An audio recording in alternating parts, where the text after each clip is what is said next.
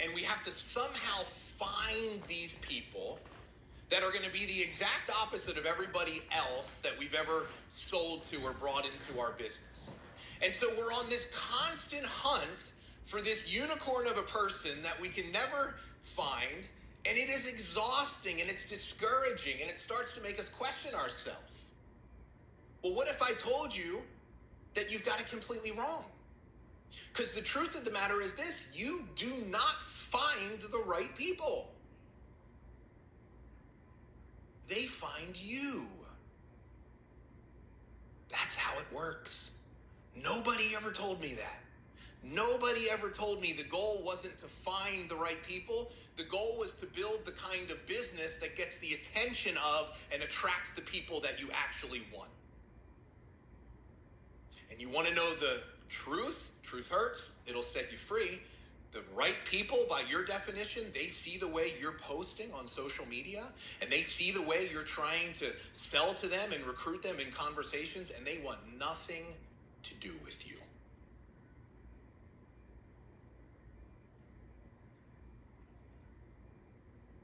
It is what it is. Now look, don't beat yourself up. It's not you. You didn't fail. You've been faithful to a system that has been failing you. You just haven't realized until now.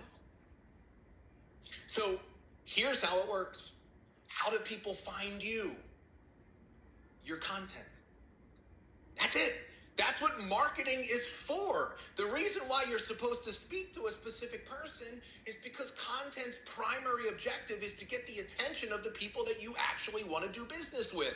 Now, in the fear-led system, we view ourselves as less than, so we don't value our own time. We don't value our own leadership. So we are willing to give those things away to any living, breathing person that's willing to buy from us. And that's why some of you, let's call it what it is, okay? We're not holding back here today. That's why some of you, your business feels more like you are running an adult daycare center than you are running an actual business. Now, what if it didn't have to be that way? What if you could, in a very predictable way, start to get the attention and attract the exact kind of women or men that you would dream to work with? I'm going to show you exactly how you do that. But let's define dream customer. See, dream customer is not just somebody that needs your products. Your dream customer has to also be someone that is the perfect fit for your business. See, this is what we don't get, is we think that we sell to one person, but we're looking to sponsor another. Well, if you look at the way your business is structured, where do your teammates come from? They come from your customer base. And so the idea that you're selling to one person but trying to sponsor another makes absolutely no sense. The only way you will sponsor the people that you really want is you must identify who they are, and then you must ask yourself, what do their problems and needs look like? And I am going to start selling specifically to them. You must market your products with the end in mind. People don't do this. Now, look, I get it. We've all been through these workshops. I've attended them, where we identify our niche and our customer avatar. And we've gone through these exercises and we've filled out these worksheets. And we've left with this thing that says she's 38, she drinks matcha, she listens to podcasts, and she works from home. And you're like, I'm more confused than I was when I started. Anybody else ever feel like me? Look, I'm going to make this way more simple for you. That is not what we're talking about here. And this, once again, is a big part of the problem. Because what the fear-led system has conditioned us to believe, without us realizing, is that our dream customer is this magical, mystical person out there that's better than us in every way. Because we think about and we look at the areas where we failed, our shortcomings, and we think, man, if I could just find somebody better than me, this thing would take off.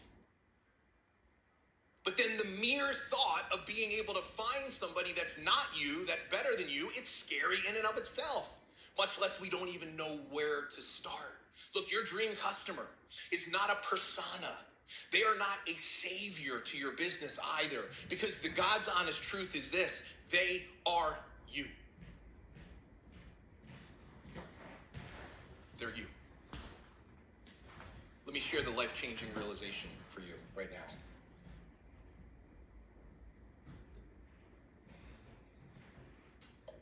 Just read that. Your dream customer is the version of you before you started your journey.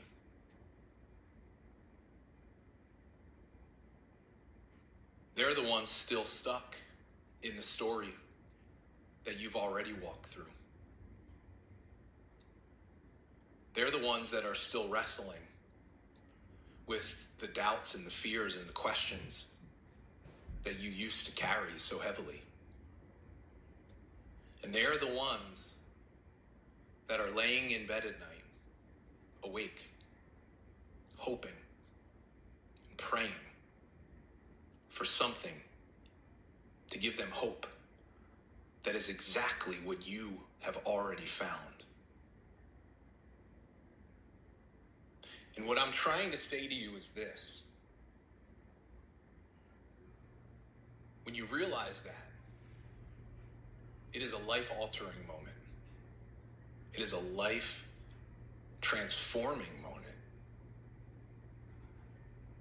Because when you're clear on that, and you have that person in mind when you write a post,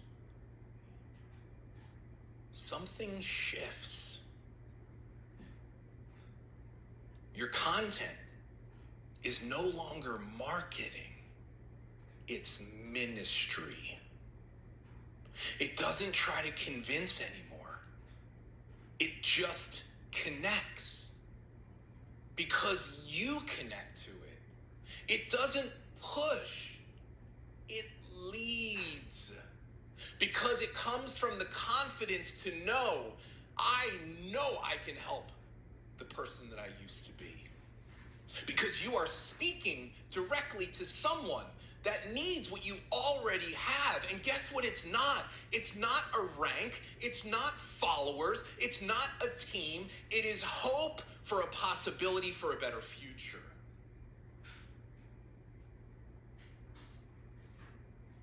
And you realize you don't have to be perfect to lead them. You just have to be present. You've got to be willing to take off the mask and show up as your true self. Imperfections and all. And I know it's scary. I know it's scary. Because the fear-led system you've been trapped in has told you, every single team call that you attend, the underlying message is you're not good enough. Because we only recognize top sellers. We only recognize people that are hitting the big rank. We only speak about people who have the big goals. We're not recognizing effort. We're not recognizing sacrifice. Like, it is just being ingrained into you that you're not good enough. But I am telling you, this is the only place where your purpose lives. This is where your confidence and your leadership gets activated through your voice. And I am talking about your real love-led voice. It begins to rise. Now, we are going to take you through a very powerful exercise today. One of your assignments for today is going to be to start to reflect on your dream customer. Now, in the workbook, in the workbook, page 23, we have a few reflection questions. And so what we're going to do is we're just going to simply start the process of you starting to get clear and emotionally connected to how your truth and your voice and your story needs to start to become aimed through your content. And it'll be really powerful. Now, what I will say, the chat, what I will say is this, though. If you have upgraded